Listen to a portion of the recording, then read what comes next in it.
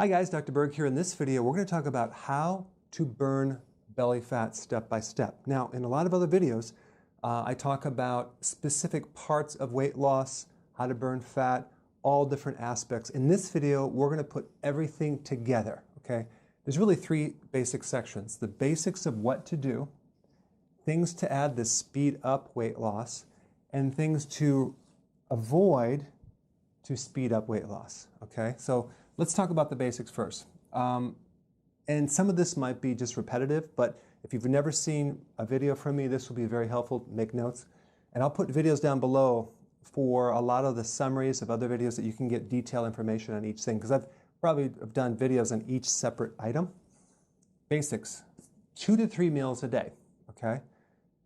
You can start with 3 meals, and then when you want to go to 2. You don't want to graze all day, because every time you eat, you spike this hormone that prevents weight loss called insulin, okay?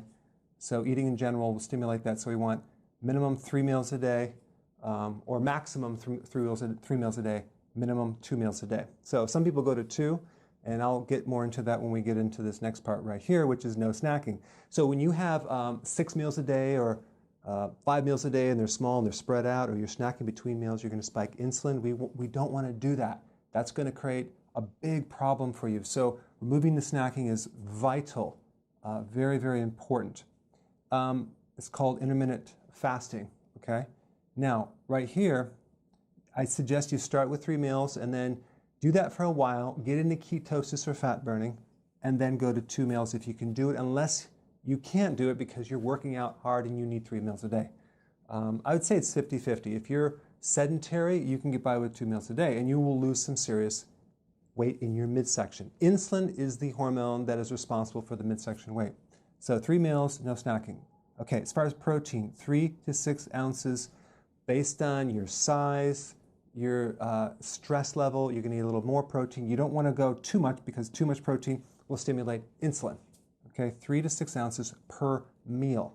Now, if you're not hungry for protein, let's say for dinner, then don't eat it. So, but this is kind of an average.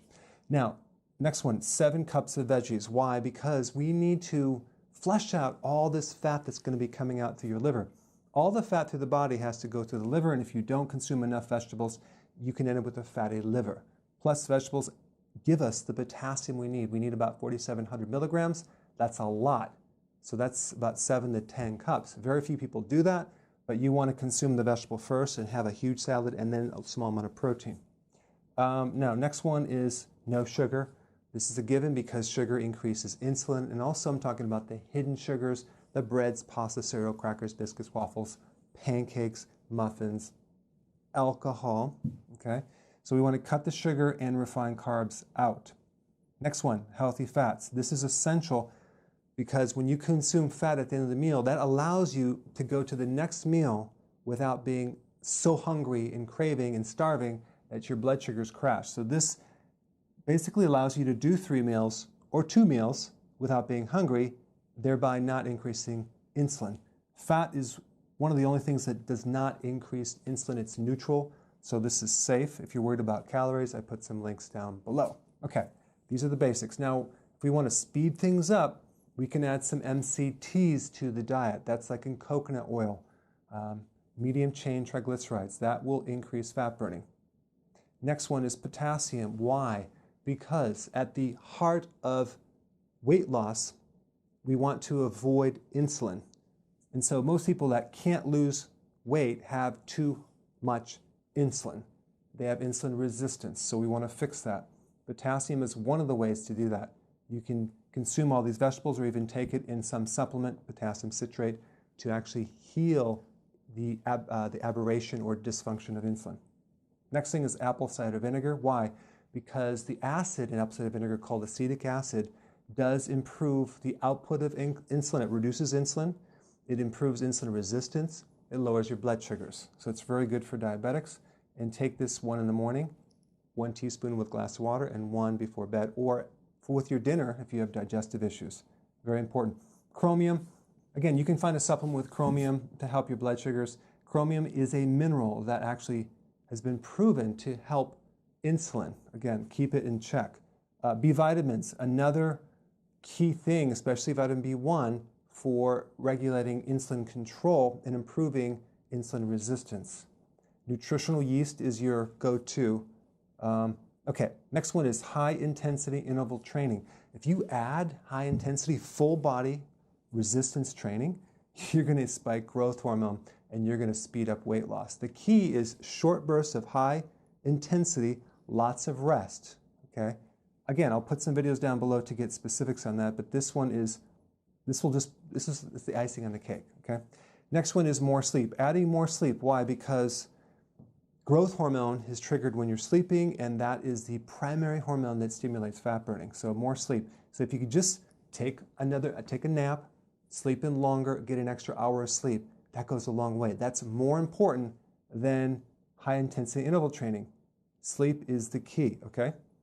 Now, next one is recovery, making sure that if you are doing high-intensity interval training, that you're recovering after. You're not doing it every day. Some people need to do it every other day, some people every third day, some people once a week, depending on how you feel when you work out. If you're fairly broken down, then you're overtraining, okay? So recovery is essential if you're exercising. Now, let's take a look at what you need to remove. This is just as important as this, okay? Remove any type of sleeping issues, insomnia, vital. Why? Because you're not going to lose weight if you're not sleeping. All right? I put a video down below of what to do if you're not sleeping. There's a lot of things you can do. It's mainly stress. Bloating. If you're bloating, let's say you're consuming too much kale or too much cruciferous vegetables that you're not used to consuming, and then you're bloating, that is going to slow down weight loss. So you're going to have to go back to the vegetables that you can digest and maybe even steam some until the bloating goes away. Also, people consume too many nuts. That can create bloating. Again, we want to eliminate anything that bloats you. Sometimes adding more apple cider vinegar or an acidifier for the stomach will help it, or even a bile salt. Purified bile salt. I'll put some links down below for bloating. Okay, menstrual cycle issues. If your cycle is 2 weeks out of the month, you're not going to lose weight because the high levels of estrogen. Estrogen blocks the thyroid. Estrogen creates fat on the hips and the thighs. And we need to handle this cycle so it's really smooth. Again, I put a link down below of what to do for that. This is kind of like a little bit of an assessment for you to see what areas you have problems with, okay? Some of these don't apply. Okay, stress. Mainly, you want to get a list of all the people you know that stress you out and avoid them for a while. You want to avoid the news. You want to avoid stressful situations. You want to do certain activities. I recommend an acupressure for your body to pull stress out. You want to do everything you can do to enhance the reduction of stress because cortisol is triggered and cortisol will stop your weight loss. So I will put some links down below. All right, MSG, what is that? Monosodium glutamate. That's in a lot of foods. Start looking at the labels.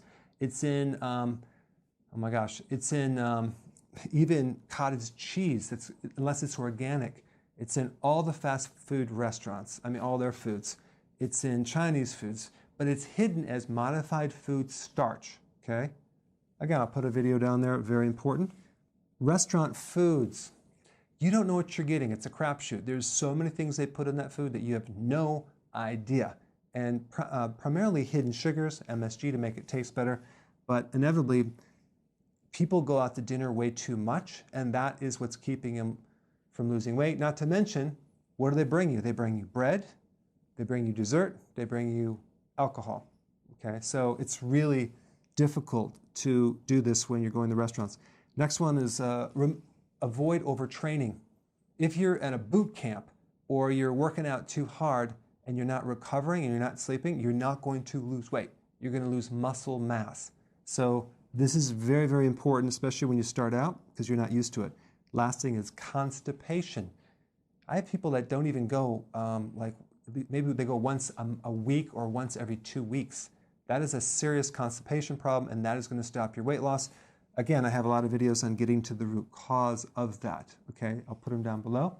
So I just kind of summarize all the things that you need to look at in order to lose your stomach. It's comprehensive. Now you have the video as a checklist. Go ahead and apply this and put your comments below. Thanks so much for watching.